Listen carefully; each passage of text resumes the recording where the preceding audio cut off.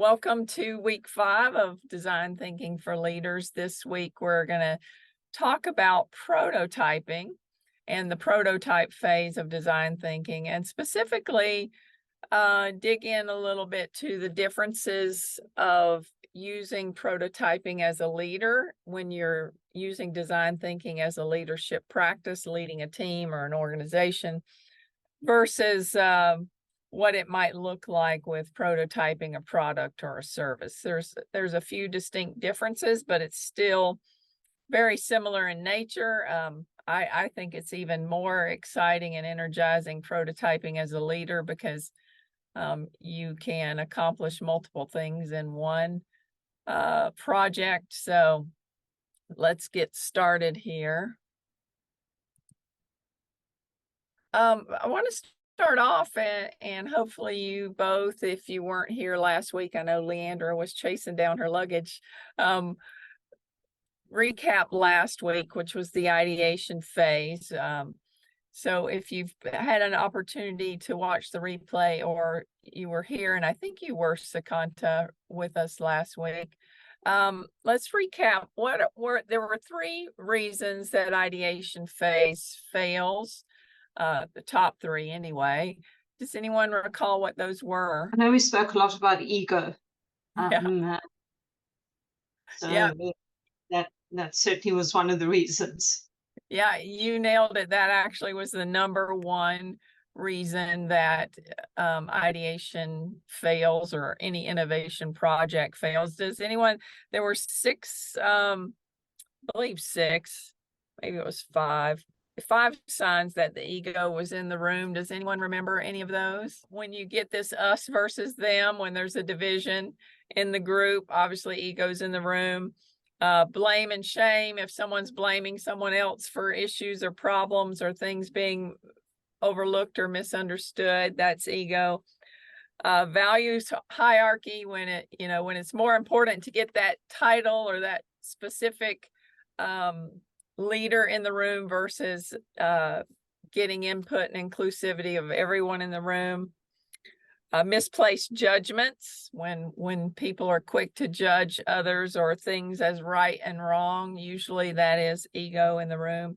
And then obviously negative and reactive emotions, criticisms, comparisons, jealousy, creating high pressured environments, attacks.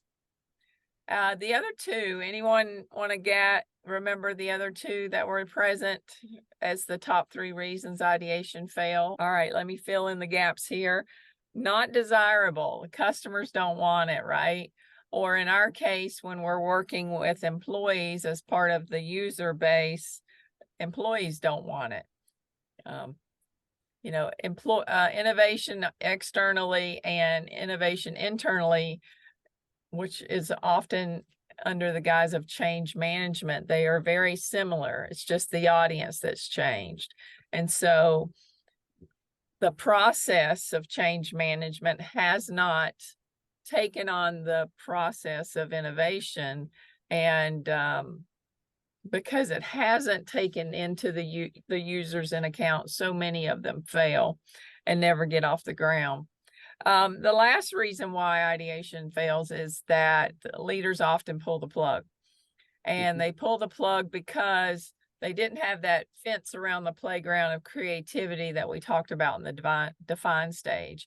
And so what happens, they give the team free rein, and all of a sudden budgets are going crazy and other boundaries are being broken because there wasn't an expectation set or even a boundary set. And so because all of this seems out of control, they pull the plug on the project. We also talked about 6 ways ideation to ideation success, and I'll just go through them real quick.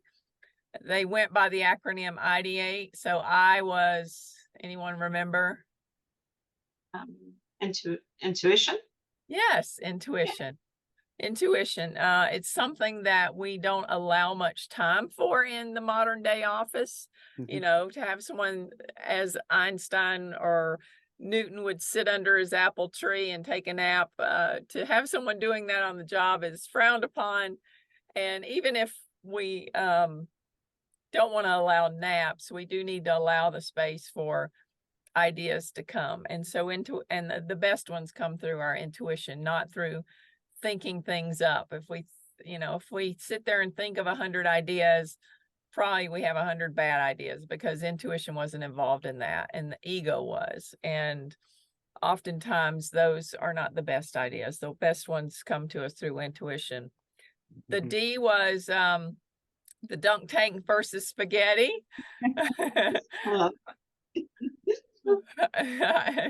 I see, Leandra, you already had that one on the tip of your tongue. I should have let you speak.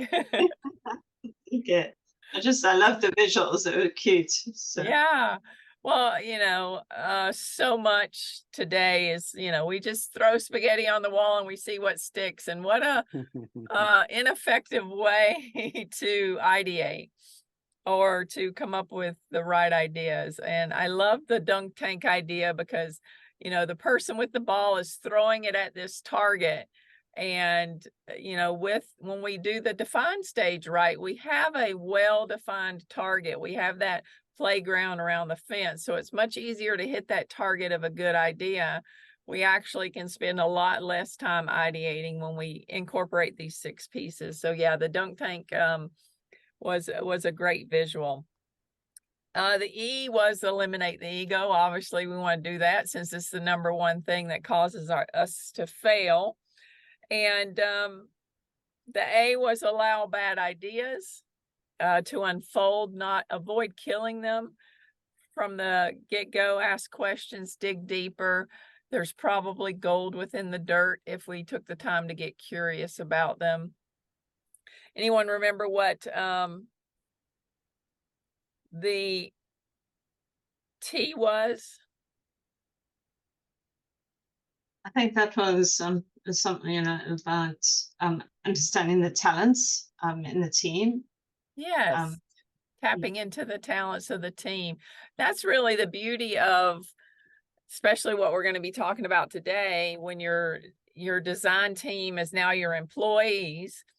Not only are you designing better experiences for them, better experiences that they can deliver to their customer, they get to be part of the solution. They get to be served by the solution, but they also get to be part of it. So they're creating something that's going to help themselves as well as help their customers and ultimately help the team succeed. So yeah, tapping into each personality type, different phases, making sure even from the get-go in the empathy phase, we ask them when we're talking about ideas that they have, what excites them, because whenever we get a full body yes, I'm into this idea, we know we're tapping into their talents, even if perhaps it's a talent they haven't developed. There may be some fear involved, but they want to do it anyway.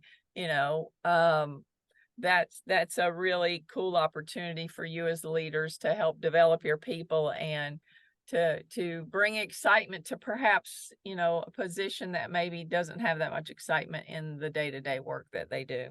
And the last one is embrace the differences, elevate the good in the ideas and what's going to hit the target. So anyone else have any insights or things that stuck out to them in reviewing last week's lesson? I was just really struck by the importance of knowing yourself as a leader, knowing your team. It sounds like such an obvious thing to say. Yeah. Really the criticality, no methodology can replace a relationship. And the strength of those relationships is further enhanced by the methodology. Yeah. It builds trust. I think I've shared this in one of the sessions. When I started this and I did design thinking more intuitively than as something I even knew to be a methodology. That was one of my main goals in empathizing and listening to my employees at the time. Is I was 23 years old at the time. Some of them were twice my age and definitely had more experience in banking than I had.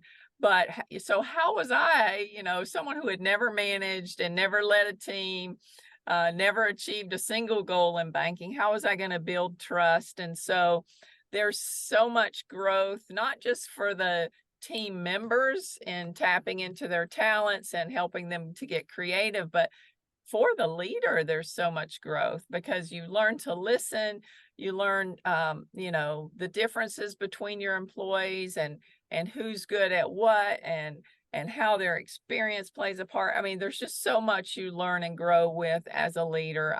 That's why I think it's the future of leadership because, when you think about leadership, oh, I'm going to go to this 3-day seminar and I'm going to learn about leadership, but there's really no practical application. And so when you get back to the job, you're up to your eyeballs in goals and putting out customer fires and everything else that you kind of don't really think a lot about what you just learned. But with design thinking, it is embedded in, reaching your goals, reaching your vision, developing your employees, all those things you're responsible for as a leader, it's embedded in there. And so you become a better leader by going through the process, and you achieve your goals and your visions even by going through the process. So it's so multidimensional and growth oriented, not just in the external and what you create, but on the internal side as well. So I just love it. But, that's why I'm here teaching it. I'm pretty passionate about it. Let's talk about what is prototyping. From you guys' experience, how would you define prototyping in the traditional sense? Sukanta? A proof of concept. Proof of concept? Yeah. So during my career with learning and development, whenever we try to create something non-standard, I would say maybe a different design approach. It could be a visual design, it could be other type of pedagogy, so we try to create a rapid prototype to give the customer a look and feel about, what would the end product would look like. Yeah. Yeah, and that's what it is. I'll read a definition from the Interaction Design Foundation. It says prototyping is an experimental process where design teams implement an idea into tangible forms, either paper to digital. Teams build a prototype of varying degrees of fidelity to capture the design concept and to test them on the users. With prototypes, you can refine and validate your design so your brand can release the right products. So it's really just, oftentimes people talk about a minimal viable product. What's the cheapest, fastest way you can create the idea and test it before your users, before you pour in the money and the time into developing the full-blown product. It's a little different in design thinking as a leadership practice, but the basics are the same. So let's dig into that. So prototyping for leaders, it's prototyping in teams and organizations. It's an iterative and experiential process where leaders and the teams together translate ideas into tangible forms. So that is pretty much the same as what we just read about developing products. This involves testing and validating different prototypes to bring about changes. And we're talking about internal changes now. Instead of products and services, we could be applying this to policies, processes, procedures. Even at the highest level of an organization, you could be talking about the organizational structure, culture, technologies, and more. So the refinement of prototypes is crucial. It's crucial to align them to the team's vision, to the culture that you're wanting to create, and to the optimal effectiveness of achieving the goals. So it's a little bit more internal than, say, the normal design thinking for products or services. It's really about what's changing inside. That's why I say it's very closely related to change management, because that's where the innovation is happening. What is it you're changing within the organization? So yeah, that's prototyping for leaders. And we'll talk about, I want to take time at the end to share a video with you. How do large organizations achieve this? Because I think this is the beauty of design thinking. We have the opportunity when we introduce design thinking to an organization to not only just have what they've traditionally may have had with an innovation team, which I call an innovation island. They begin to develop throughout their organization and throughout all their leaders an ecosystem of innovation. So it becomes an ecosystem of innovation. So very distinct difference. Let's talk about why we prototype. And this also may come as similar to how you prototype, Sukanta and Leandra, in traditional design thinking. But there will be some differences, and we'll talk about those. But let me just name the 4 reasons why, and then you guys can jump in with other reasons that you might have experienced in your own design thinking journeys. But 1, it slows us down to speed us up, right?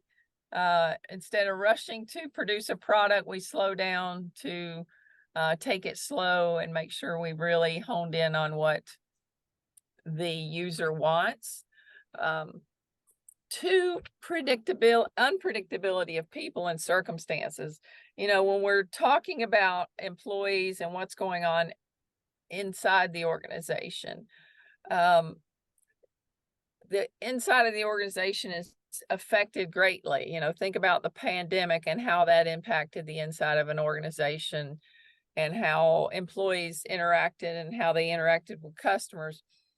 So there's the unpredictability of what's coming at us inside an organization, but there's also just the unpredictability of people. You know, the pandemic's a good example. Even, you know, if we rush to solve a problem in one way at the beginning of the pandemic, we may have wasted a lot of time, effort, and money, because as the pandemic went on, things became much clearer. Our reactions became a lot less extreme. We began to think more rationally. So it's good that the prototyping phase slows us down because of this unpredictability of what's happening outside of us and what's happening within us as humans.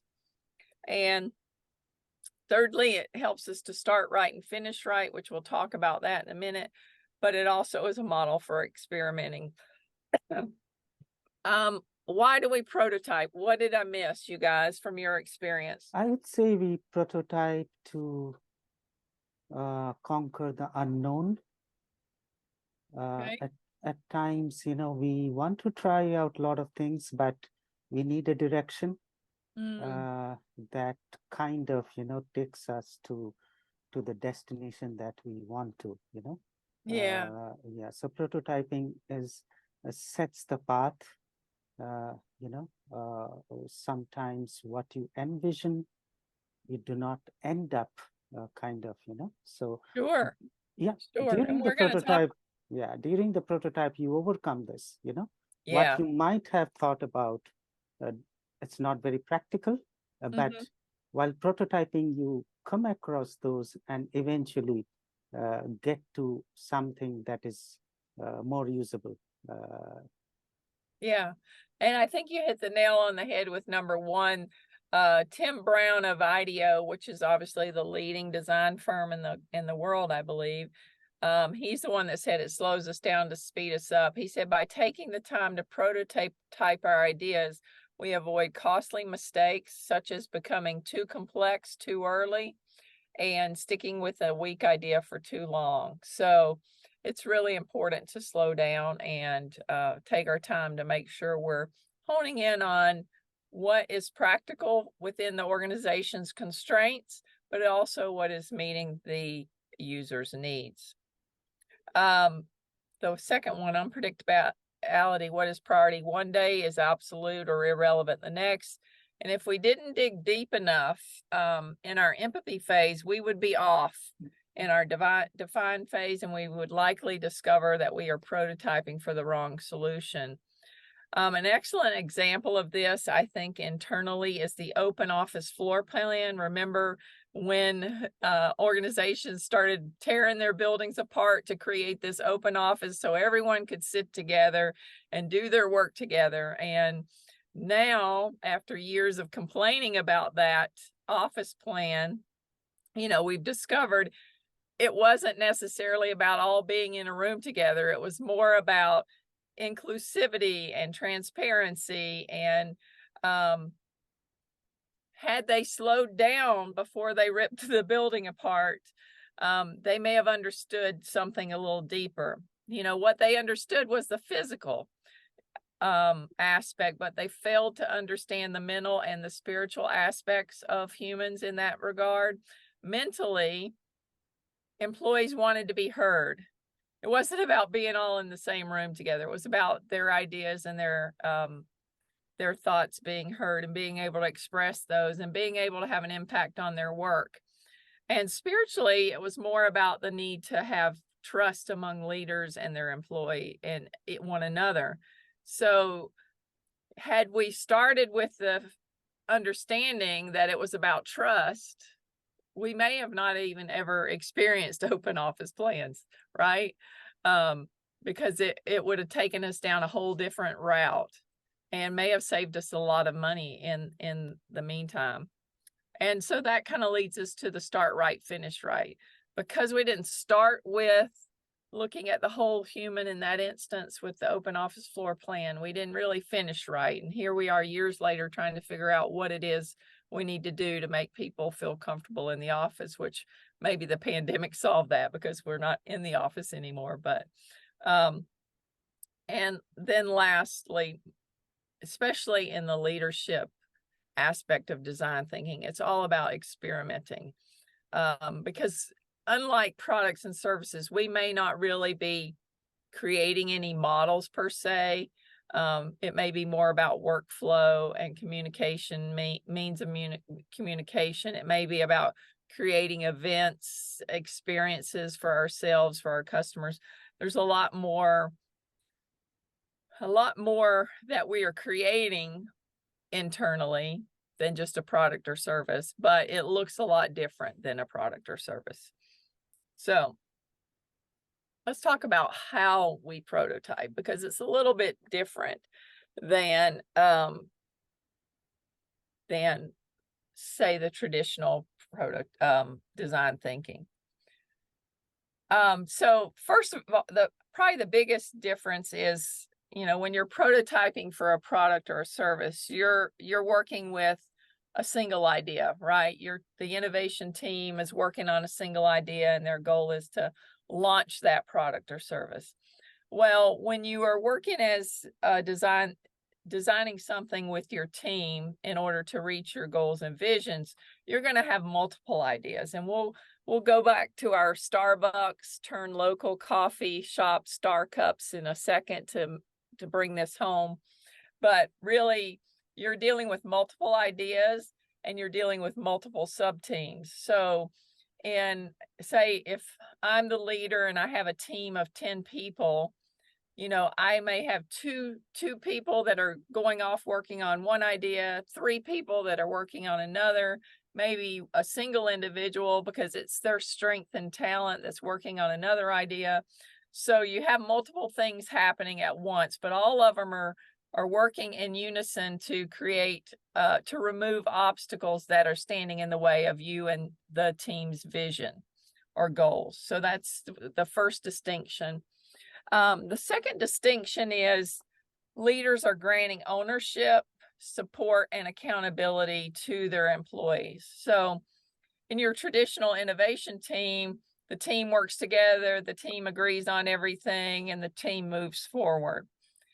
In the leadership, designing experiences or removing obstacles as a leadership practice with design thinking, you're really granting ownership to the employee, oftentimes the employee that came up with the idea. So they own the idea, they own the execution of the idea. You're there for support, you're there for accountability.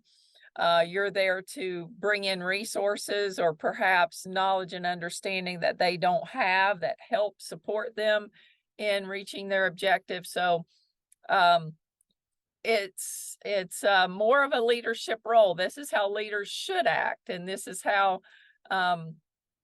leaders are really make things happen when it comes to design thinking. And the last thing is that leaders maintain ultimate responsibility and approval. So I think from a leadership perspective, thinking back to my 20s, it took I still had ultimate responsibility. I still had the ultimate approval of what happened on my team, but I didn't bear the burden of everything.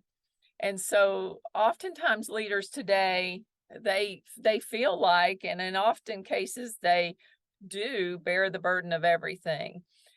Because they don't have this tool of design thinking, they can't step into that role of, creating the ownership for their employees, providing the support and the accountability, but ultimately letting the creative abilities of the employee take the reins.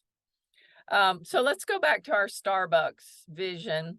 Now, I think it was in the Define one, I believe it was, or maybe it was before that.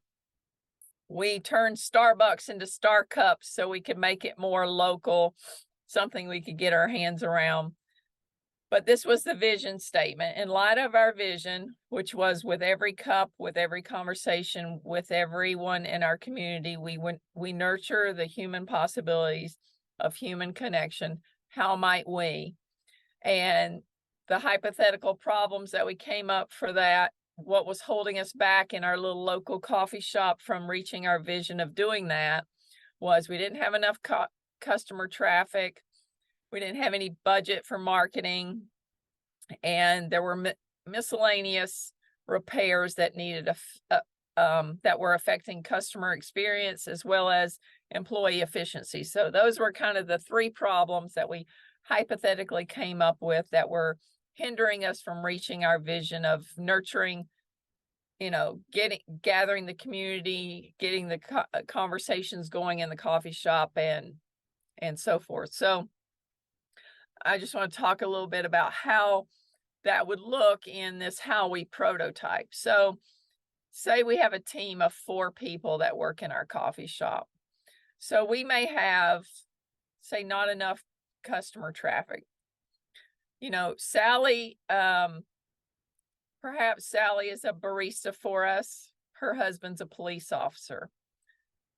There's been some friction in our community between the police and the citizens. So we want to help nurture that connection. And so Sally comes up with this, coffee with a cop.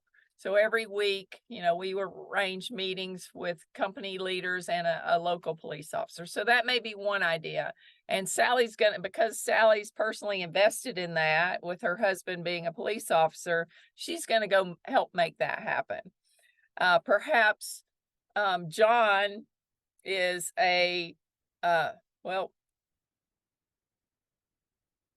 we'll go with Susie. Susie is a mom of an elementary school, and all elementary school moms are going through the same thing. They've sent their little kids off to school, and now what do? They need some adult conversations, some connections. So perhaps Susie's going to go and she's going to find a way to get everyone that drops their kids off at elementary school at 9 o'clock to come into the coffee shop and connect. And maybe she's going to connect it. The coffee shops is a block away from a nursing home. So maybe she's going to bring in the ladies from the nursing home to mentor the moms that are just getting into their, experience as. So you see how we could have multiple ideas going on at one time, groups of employees or individual employees taking ownership of those projects.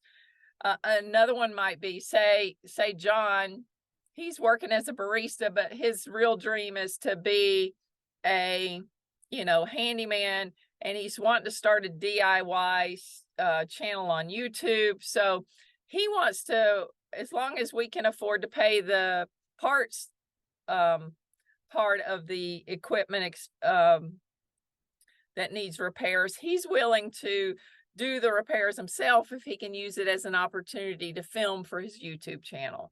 So you see, we can interlace the lives of our employees, the things that matter to them, their skills and talents, into, you know, creating these ideas and helping them flourish. And so as we do that, we give the ownership to them, but we also have the final approval. So we're checking in with them, seeing how it's going, maybe adding some knowledge to their plans, maybe saying, you know, asking them if they've thought about this or that. You know, we want to be involved. We want to, you know, obviously prevent any disasters or problems that may arise. As leaders, we have that foresight. But it really is engaging the employees a lot more, not only their talents, but even their lives outside of work, and really tapping into the things that matter to them. It's bringing purpose to not only their work, but their lives as well.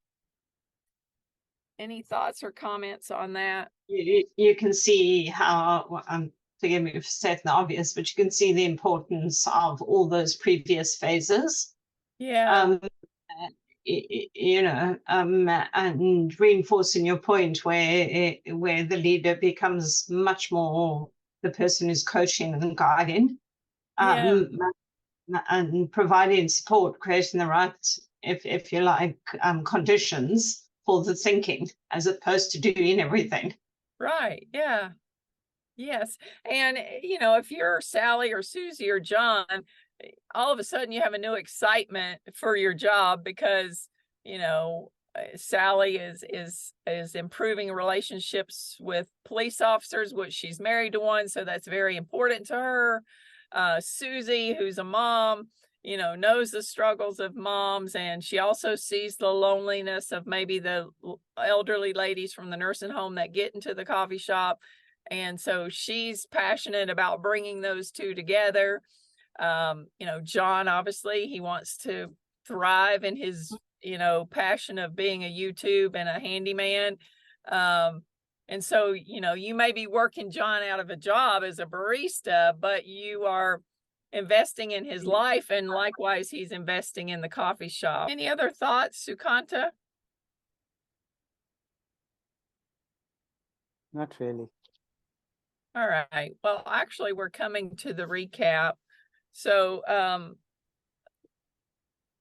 let's jump into what stood out today. We talked, obviously, we recapped last week in the Ideate phase, but we talked about the basics of prototyping, what it was, how it's traditionally been used. Then we went into why we prototype. And then we went into how we prototype, specifically how we prototype differently when we're using design thinking as a leadership practice versus how we prototype products and services. So what stood out to you today? And what was new for you? The thing that stood out for me today was, you know, why prototyping? I mean, I knew this answer, but, you know, I got a couple of different perspectives from you. You know, Yeah. so that stood out for me. Yeah. Do you, Sorry, Karen. yeah, Sukanta, what were the different perspectives per se? Can you put your finger on them? I mean, you provided an example where, you know, you were 23-year-old and you worked with people who had you know, double the years of experience. I also had similar experiences in my career. We all have that. And at times, you know, what leaders makes this mistake is, you know, they know it and they expect that, you know, the other person will also know it. Something that you gain over years of experience, it might look very simple to you, but not to everyone. So that's a very important perspective that I got from you. I mean, I knew it, I have experienced it, but you articulated that pretty well. Oh, thank you. Thank you. And Leandra, you were about to add? Yeah, I just think I've done, like many of us, a lot of org design and process technology redesign, that combination. And it's seldom I've seen that thinking applied.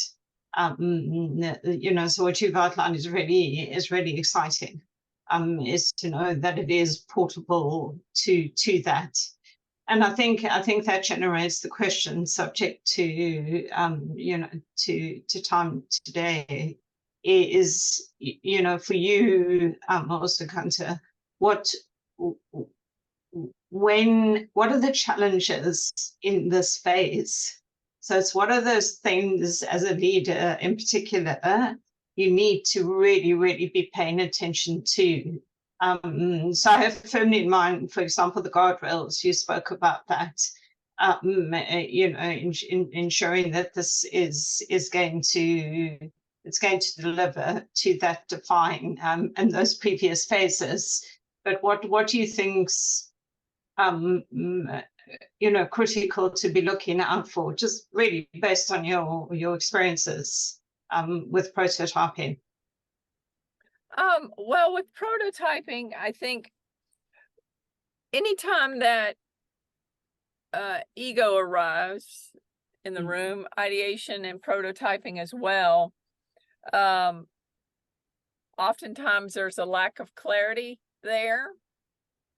And so that's something that leaders can be on the lookout, because anytime there's a lack of clarity, then people get in a defensive, more protective state, and they feel they have to protect themselves. They have to elevate themselves so that they come out on top, because they're not sure that the whole situation's going to come out on top. So they want to come out on top.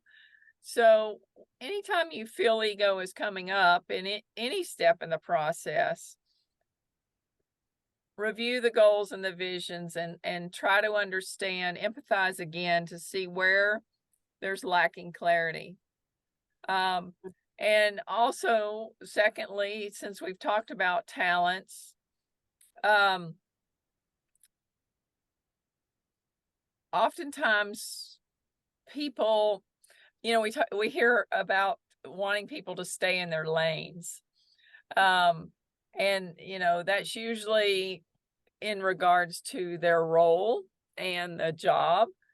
In ideation and in prototyping, their lane really becomes that which they're talented at, or they want to grow their talent at, and what they're passionate about. So, and sometimes that involves them having to work together, because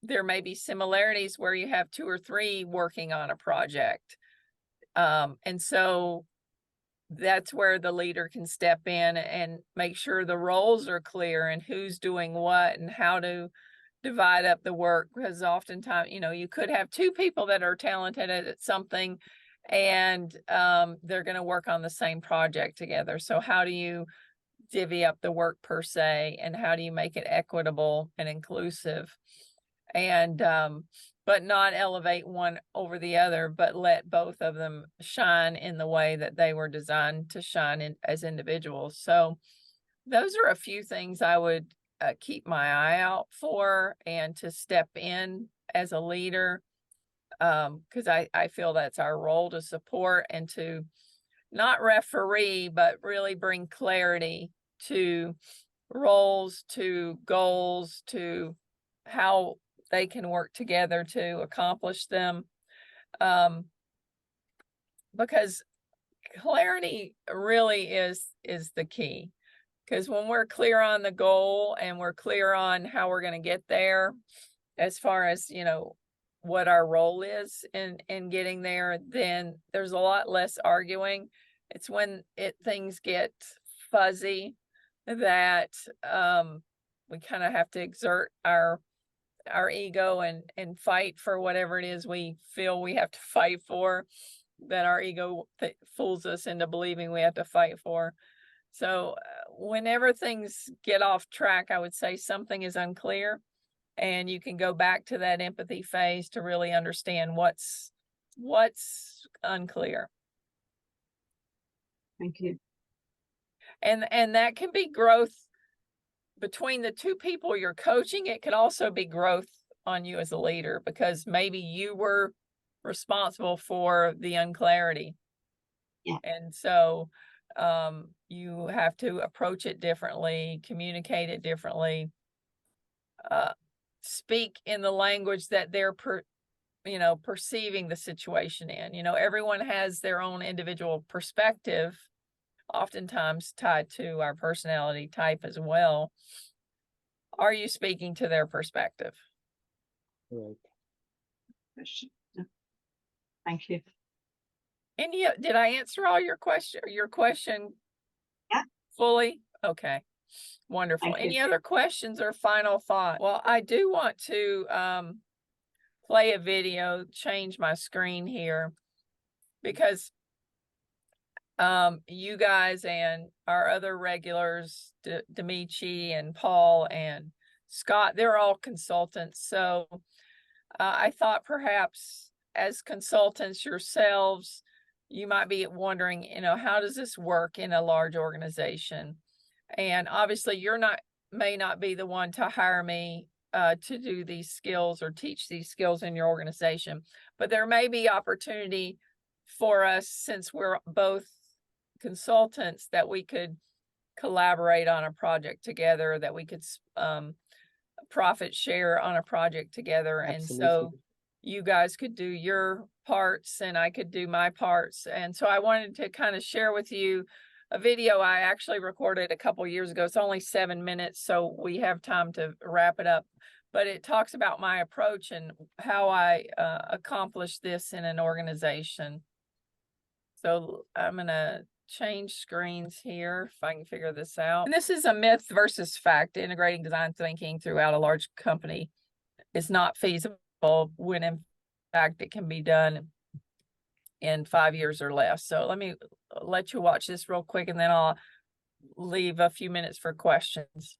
My name is Karen Ziegler, and I help enterprise leaders cultivate the innovative potential of their employees to design the future of how their companies work. And I do that through the delivery of design thinking, training, and consulting. And today I want to talk to you about a myth, actually an objection that I receive often, and that is the fact that people believe that it is difficult, if not totally unfeasible, to integrate design thinking into a large corporation. And in fact, that is a myth. It is a myth that you can that integrating design thinking through a large corporation is not feasible. The fact is, integrating design thinking throughout a large corporation can be achieved in even 5 years or less. And so let's begin with, how do you begin to integrate design thinking in a large corporation in 5 years or less? And I'll start with the one that gives us the biggest bang for the buck. And that is this statistic, according to the 2021 Bureau of Labor Statistics. The employee voluntary rate of turnover is about 25%. Now, obviously, that's going to vary by organization, but it's been in the range of 20 to 25%. That means that you have the ability to turn your losses of leaders in your organization into wins by making sure that the replacements for those leaders that have left for voluntary reasons into a training ground for integrating design thinking and training. And so, as you can see, if this is the percentage that you're dealing with, in as little as 4 years, you could have 100% of your managers trained in the innovative problem-solving principles of design thinking. But let's talk about what I call my 4-pronged approach, and maybe even a couple of bonuses here that you can begin to really impact and get everyone on board with the creative problem-solving principles of design thinking within your organization. In my 4-pronged approach, I always like to start with the C-suite, because until we have the the buy-in of the leadership of an organization until they really see the benefits firsthand for themselves of design thinking, then it really doesn't play out very well in the rest of the organization, because, you know, as the top influencers of the organization, how the leadership goes is how the organization goes. So I always begin in my consulting practice to allow the C-suite to experience the process and the power of design thinking to address the problems that are unique to their work in the C-suite. And so by beginning there, they can see firsthand how it can help them creatively problem solve, how it can begin to help them innovate the work they do, and the work that the organization does as a whole. And then once the top leadership is brought into the process of design thinking, I go with the train the trainer approach. So from the C-suite all the way down to the frontline manager, allow leaders to train their direct reports and apply the process to the challenges that their teams face. So whether you are a marketing department manager or an accounting manager or even an IT manager, each of you have unique challenges to your work that require creative problem solving, whether it's the challenges in the work itself or the challenges or the creative problem solving that's needed to deliver whatever your deliverables are. Think about your KPIs. You can use that process to better lead your team, create collaboration, create a mutual trust and inclusivity so that the whole team is working together to creatively solve the problems that your team faces. The next one is for new managers and high potential employee training. So when you have someone that you are looking to grow into leadership in your company, you know, begin to set those high potential employees up for success from the beginning. So as they begin their journey into leadership, they are already set up to succeed at the highest innovation level possible. When I was in new manager training with Bank of America and I got set into my first office location, I had never managed people before, never met any KPIs before. And so I was able to implement the process of design thinking. And I went on, even in my first year, to win a trip to, I think it was Colorado at the time, and subsequently continued to win contests and be in the top rankings throughout my career in that position and the promotions that followed that position. So it's a really great way to set up new managers and high potential employees for success. The second is, and this kind of goes back to that statistics I shared at the beginning, is to assimilate new management hires by equipping them to integrate, engage, and innovate. So the minute someone sets foot within your organization, begin to teach them the principles of design thinking so that they are set up from the beginning with their teams to innovate and succeed at the highest level. Now, these is just the first 4 prongs that I go to when I step foot in an organization to begin to implement design thinking, training and consulting. But there are other opportunities. Once I get into your organization, I look for those other opportunities, and they can be things like change initiatives or special projects. Think, if you will, special committees. You know, if you've set aside a special committee to tackle any issue within your organization, that is an excellent breeding ground to bring in design thinking and empower them with the innovative, creative problem solving skills of that to accomplish their goals as a special projects team. So if you have questions or you would like to begin to implement design thinking into your organization, please be sure to contact me. My email address is karen@karenziegler.com. Back to you guys. That is, you know, my goal when I get into an organization, regardless of the size, is to start at the top. One of the things that was not shared in this video, but Gartner, I believe it's in my LinkedIn profile in the Future of Leadership is Design Thinking video. Gartner in 2019 showed that the number one skill in the C-suite is design thinking. And by 174%, it had grown in 3 years.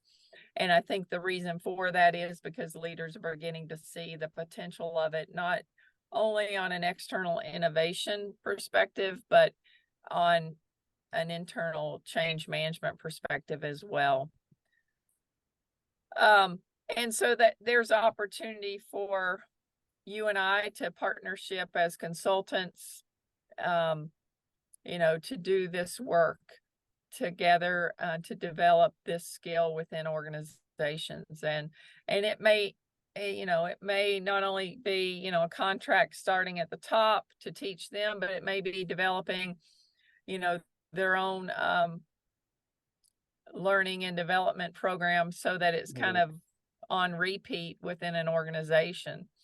So I just wanted to throw that out there, since you guys really aren't leaders per se, but more consultants, that perhaps there's an opportunity for us to share projects together and share revenue by bringing this into the projects that you're working on.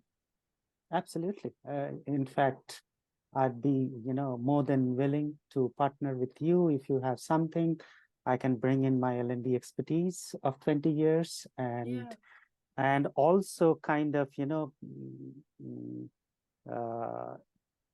take the approach that you have with various companies that I meet. You mentioned one critical thing about MVP, minimum viable product. So I work with quite a few startups, as their product marketing, advisor or product market fit. So it's the most critical thing for a startup, the MVP. MVP is something that you cannot do without for the investor, for financiers. So I see a lot of them struggle. They have bright ideas, but putting it together, I can certainly, work with you. There are a lot of startup hubs. I know one startup hub in Atlanta. They work with a lot of startups. They have a technical arm who creates those MVPs, a very light prototype so that you can demo it to the investors, when you're trying to raise funds or seeking investment. So yes, certainly, this could be pretty interesting and something to look forward to next year. Yeah, well, definitely. You guys have my email, Karen@designforinnovation.com. I'll leave it there unless you have other questions or thoughts or comments. I think that's a wrap for today, and our time is up.